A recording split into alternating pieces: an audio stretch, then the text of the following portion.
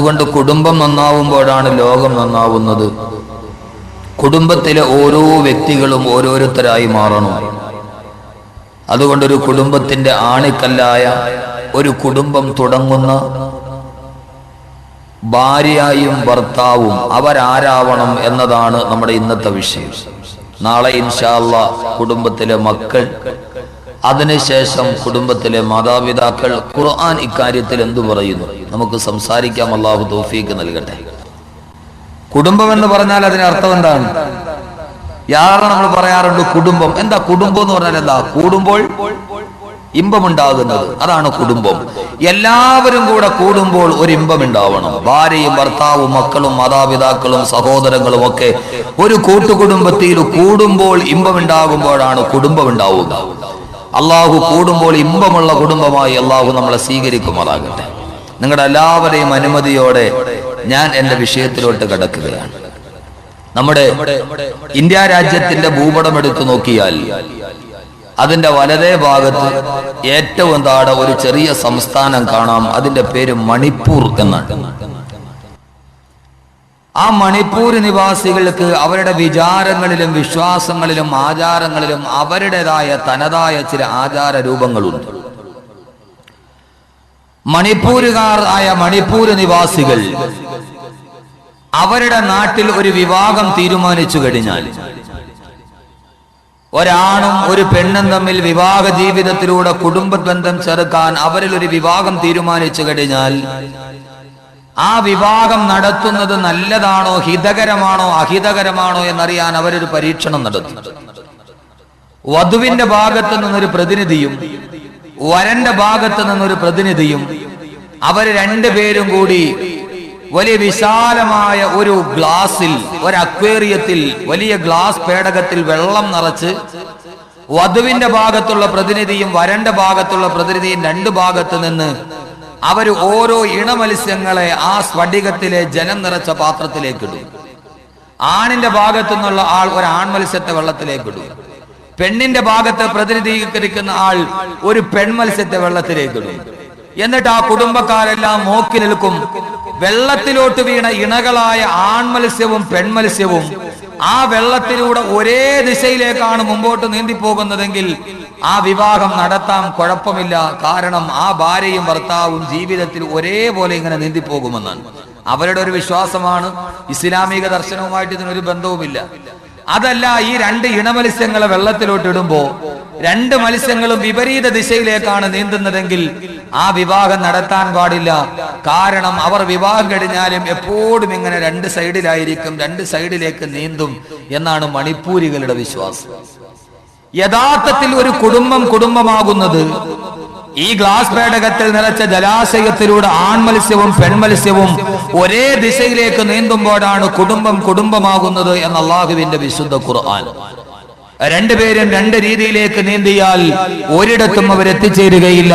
അവർ ജീവിതത്തിന്റെ അവസാനം വരെ കണ്ടുമുട്ടുകയുമില്ല. രണ്ടും വ്യത്യസ്തമായ ധ്രുവങ്ങളിലായിരിക്കും. അല്ലാഹുവിന്റെ ഖുർആൻ പറയുന്നു, രണ്ടും ഒരേ ദിശയിലേക്ക് നീന്തണം. ഭാര്യയും ഭർത്താവും അവരുടെ വികാരങ്ങൾ, വിചാരങ്ങൾ, ചിന്തകൾ, ആഗ്രഹങ്ങൾ, ആശകൾ, അഭിലാഷങ്ങൾ എല്ലാം ഒരേപോലെ ഒരേ ദിശയിലേക്ക് പോകുമ്പോഴാണ് ആ കുടുംബം ഖുർആനിലെ കുടുംബമായി മാറുക. കാരണം എന്താ? ഇത് അല്ലാഹുവിന്റെ വിശുദ്ധമായ ഖുർആൻ പറഞ്ഞതാണ്. ഒരാൾ മാറി നിന്നാൽ, ഒരാൾ വിഘടിച്ചു നിന്നാൽ ആ കുടുംബം കുടുംബമായി മാറില്ല. പ്രപഞ്ച സിട്ടാവായ അല്ലാഹു സുബ്ഹാനഹു വ തആല ഏതാണ്ട് ഈ പ്രപഞ്ചത്തിൽ ഏതാണ്ട് 6 കോടിയോളം വരുന്ന ജീവജാലങ്ങളെ സൃഷ്ടിച്ചിട്ടുണ്ട്. അല്ലാഹു ഈ പ്രപഞ്ചത്തിൽ 6 കോടിയിൽ പരം വരുന്ന ജീവജാലങ്ങളെ ഈ ഭൂലോകത്തിന്റെ മുകളിലും താഴെയുമായി അല്ലാഹു സൃഷ്ടിച്ചിട്ടുണ്ട്.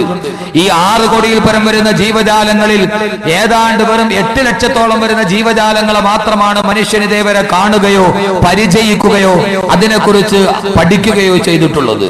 ബാക്കി ഏതാണ്ട് 5,92,00,000 വരുന്ന ജീവജാലങ്ങളെ മനുഷ്യൻ ഇതേവരെ കാണുകയോ പഠിക്കുകയോ പറയുകയോ പരിചയിക്കുകയോ അടുത്തറിയുകയോ ചെയ്തിട്ടില്ല എന്ന അല്ലാഹുവിന്റെ വിശുദ്ധമായ ഖുർആൻ. നാം കാണാത്ത ജീവികൾ എത്രയോ കാണുന്നു ഈ ഭൂലോകത്ത്. ആകെ മനുഷ്യൻ ഇതേവരെ കണ്ടിട്ടുള്ള ജീവജാലങ്ങൾ വെറും 8 ലക്ഷത്തോളം വരുന്ന ജീവജാലങ്ങളാണ്. മനുഷ്യൻ കാണാത്തതാണ് ഏറെ, കണ്ടതിനേക്കാളേറെ. കണ്ടതിനേക്കാളേറെ നാം കാണാത്തതാണ് ഈ ഭൂലോകത്ത്. 5,82,00,000 വരുന്ന ജീവജാലങ്ങളെ മനുഷ്യന് ഇതേവരെ കണ്ടിട്ട് പോലുമില്ല. നാം അറിയാത്തതുണ്ടെങ്കിലും നാം അറിഞ്ഞതുണ്ടെങ്കിലും എന്റെ പ്രിയപ്പെട്ട സഹോദരങ്ങളെ, അള്ളാഹുവിന്റെ വിശുദ്ധമായ ഖുർആൻ പറയുന്ന ഭൂലോകത്തിൽ ഇതേവരെ കണ്ടുപിടിക്കപ്പെട്ട 6 കോടിയിൽ പരം വരുന്ന ജീവജാലങ്ങളെ മുഴുവനും അള്ളാഹു അവയെല്ലാം സൃഷ്ടിച്ചിരിക്കുന്നത് ഇണകളായിട്ടാണ്. ഒറ്റയ്ക്ക് അള്ളാഹു ആരെയും സൃഷ്ടിച്ചിട്ടില്ല. നമ്മൾ ആ ജീവജാലങ്ങളെ കാണട്ടെ കാണാതിരിക്കട്ടെ, ലോകത്ത് കാണുന്ന എല്ലാ ജീവജാലങ്ങളെയും ഭീമാകാരന്മാരായ തിമിംഗലമടക്കമുള്ള ഈ ഭൂമിയിലൂടെ ചാലിട്ട് പോകുമ്പോൾ നമ്മുടെ കണ്ണുകൾക്ക് കാണാൻ കഴിയാത്ത കൊച്ചുറുമ്പുകളടക്കമുള്ള വേണ്ട ഏകകോശ ജീവിയായ അമീബയടക്കമുള്ള ലോകത്തുള്ള കോടാനുകോടി ജീവജാലങ്ങളിൽ ആ ജീവജാലങ്ങളെ മുഴുവനും അല്ലാഹു ഇണകളായിട്ടാണ് സൃഷ്ടിച്ചതെന്ന് പറയുന്നത് ഞാനല്ല, അല്ലാഹുവിന്റെ വിശുദ്ധമായ ഖുർആൻ തന്നെ പറയുന്നത് കേൾക്കുക. സുബ്ഹാനല്ലദീ ഖലഖൽ അസ്വാദ കുല്ലഹാ. അല്ലാഹുവിന്റെ വിശുദ്ധമായ ഖുർആൻ പറയുകയാണ്, സുബ്ഹാനല്ലദീ ഖലഖൽ അസ്വാദ കുല്ലഹാ മിമ്മാ തുംബിതുൽ അർളു വമിൻ അൻഫുസിഹിം വമിമ്മാ ലാ യഅലമൂൻ. അല്ലാഹു പറയുകയാണ്, സുബ്ഹാനല്ലദീ, അല്ലാഹു എത്രയോ പരിശുദ്ധനാണ്, അവൻ എത്രയോ മഹോന്നതനാണ്, അവന്റെ സ്തുതികീർത്തനങ്ങൾ എത്രയോ വാഴ്ത്തപ്പെടേണ്ടതാണ്. അല്ലാഹു എത്ര മഹോന്നതനാണെന്നറിയുമോ? എന്തുകൊണ്ടാണ് അല്ലാഹുവിന്റെ മഹത്വത്തെ നാം പ്രഘോഷണം ചെയ്യുക? അല്ലാഹു ആരെന്നറിയുമോ? അല്ലദീ ഖലഖൽ അസ്വാദ കുല്ലഹാ. ഈ ഭൂലോകത്തുള്ള സർവ്വ വസ്തുക്കളെയും അവൻ ഇണകളായിട്ടാണ് സൃഷ്ടിച്ചത്. അല്ലാഹുവിന്റെ വിശുദ്ധമായ ഖുർആൻ പറയുകയാണ്, ഖലഖൽ അസ്വാദ കുല്ലഹാ. എല്ലാത്തിനെയും ഇണകളായി സൃഷ്ടിച്ച അല്ലാഹു എത്രയോ പരിശുദ്ധനാണ്. എല്ലാത്തിനെയും എന്ന് പറഞ്ഞാൽ ഏതൊക്കെയാണ്? അല്ലാഹു പറയുന്ന മിമ്മാ തുംബിതുൽ അർളു, ഈ ഭൂമി ഉൽപ്പാദിപ്പിക്കുന്ന സസ്യലതാദികളെ, ഈ സസ്യങ്ങൾ പോലും ഇണകളായിട്ടാണ് അല്ലാഹു സൃഷ്ടിച്ചത്. ഒരാണും ഒരു പെണ്ണുമായിട്ടാണല്ല സൃഷ്ടിച്ചത്. ഈ സസ്യങ്ങളെ മാത്രമല്ല, അല്ലാഹു പറയുന്ന മനുഷ്യ നിന്നെ തന്നെയും വമിൻ അൻഫുസിഹിം, ഓ മനുഷ്യ നിന്നെ തന്നെയും ആണും പെണ്ണുമായി ഇണകളായി സൃഷ്ടിച്ച അല്ലാഹു എത്രയോ പരിശുദ്ധനാണ്. തീർന്നില്ല, അല്ലാഹു പറയുന്നു, നീ കാണുന്ന സസ്യങ്ങൾ മാത്രമല്ല, ഈ ഭൂലോകത്ത് ജീവിക്കുന്ന മനുഷ്യ നീ മാത്രമല്ല, വമിമ്മാ ലാ യഅലമൂൻ, ഇതേവരെ നീ അറിയാത്ത, ഇതേവരെ നിന്റെ കണ്ണുകളിൽ നിന്ന് പതിച്ചിട്ടില്ലാത്ത എത്രയോ ജീവജാലങ്ങൾ ഈ ഭൂലോകത്തുണ്ട്. അല്ലാഹു പറയുന്നു, സസ്യവും മനുഷ്യ നീ മാത്രമല്ല ഭൂലോകത്ത്, നീ അറിയാത്ത, നീ കാണാത്ത, നിന്റെ കണ്ണുകൾക്ക് കാണാൻ കഴിയാത്ത, നിന്റെ ദിട്ടുകൾക്ക് ഗോചരമല്ലാത്ത എത്രയോ സസ്യലതാദികൾ, എത്രയോ സസ്യലതാദികൾ. സഹോദരങ്ങളെ, ബ്രസീലിലെ ആമസോൺ കാടുകളിൽ എത്രയോ സസ്യലതാദികൾ, സത്യമംഗലം വനത്തിൽ എത്രയോ സസ്യലതാദികൾ, പാമീർ മലനിരകൾക്കപ്പുറം എത്രയോ സസ്യലതാദികൾ. അല്ലാഹു പറയുന്നു, നീ കാണാത്ത എത്രയോ ജന്തുക്കളും ജീവികളും പസഫിക്കിന്റെ, അറ്റ്ലാന്റിക്കിന്റെ, ഇന്ത്യൻ മഹാസമുദ്രത്തിന്റെ അടിത്തട്ടിലൂട്ട് ഊളിയിട്ട് പോകുന്നത് മത്സ്യം മാത്രമല്ല, നീ കാണാത്ത എത്രയോ കടൽ ജീവികൾ. ഈ അടുത്ത സമയത്ത് അറ്റ്ലാന്റിക് മഹാസമുദ്രത്തിന്റെ തീരത്ത് തിരമാലകൾ ഇറങ്ങിപ്പോകുമ്പോൾ ഒരു ജീവി വന്നടിച്ചു അത്രേ. അതിന്റെ മുഖം കുതിരയുടെ മുഖമാണ്, അതിന്റെ ഉടലാണെങ്കിലോ പന്നിയുടെ ഉടലാണ്. ഇതേവരെ ശാസ്ത്രം അങ്ങനെ ഒരു ജീവിയെ കണ്ടിട്ടില്ല. അറ്റ്ലാന്റിക് മഹാസമുദ്രത്തിന്റെ തീരത്തടിഞ്ഞ ഒരു ജീവിയുടെ കഥയാണിത്.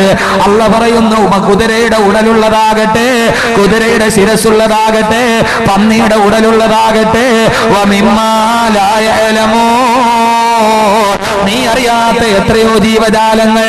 മഴക്കാലമാകുമ്പോ നമ്മുടെ വീട്ടിൽ വരുന്ന ചെറിയ കൊച്ചു പുൽച്ചാടികളെ കാണുമ്പോ എത്രയോ വൈവിധ്യങ്ങളാണതിന്. നാം ഇതേവരെ കണ്ടിട്ടില്ലാത്ത പുൽച്ചെടികളെ ഇലകളുടെ അടിയിൽ പറ്റിപ്പിടിച്ചത് കാണുമ്പോ അല്ലാഹുവിന്റെ ഖുർആൻ ലോകത്തിലെ കുടുംബത്തിന്റെ ഏറ്റവും വലിയ ആവാസ വ്യവസ്ഥയുടെ അടിത്തറ പറയുകയാണ്. എല്ലാത്തിനെയും ഞാൻ സൃഷ്ടിച്ചത് വമിൻ കുല്ലി ഷൈഇൻ ഖലഖനാ സൗജൈൻ, എല്ലാത്തിനെയും ഞാൻ സൃഷ്ടിച്ചത് ഇണകളായിട്ടാണെന്ന് അല്ലാഹുവിന്റെ വിശുദ്ധ ഖുർആൻ. അള്ളാഹുവിന്റെ ഖുർആൻ പറയാ ലോകത്തുള്ള സർവ്വതും, നമ്മൾ കാണുന്നതാകട്ടെ കാണാത്തതാകട്ടെ ഏതാണെങ്കിലും എല്ലാം ഇണകളായിട്ടാണ്. ആണുമുണ്ട് പെണ്ണുമുണ്ട്. അത് രണ്ടും ഒന്നിച്ച് നിൽക്കാത്തിടത്തോളം കാലം ഈ ഭൂമിയുടെ സന്തുലിതാവസ്ഥ തന്നെ തകിടം മറിഞ്ഞു പോകുമെന്ന് വിശുദ്ധ ഖുർആൻ. നന്നായിട്ട്